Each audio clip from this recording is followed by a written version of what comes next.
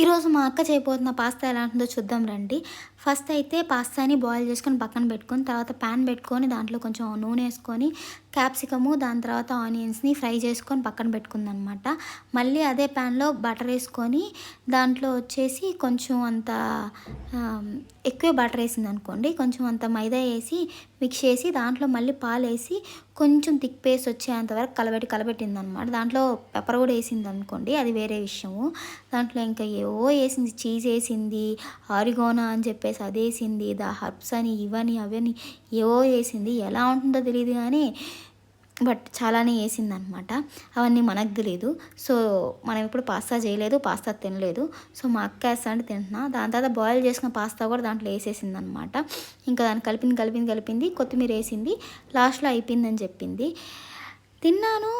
Actually అక్క చేసింది కాబట్టి అంత బాగుందని పోడకూడదు, పర్లేదు బాగానే ఉందనుకోండి.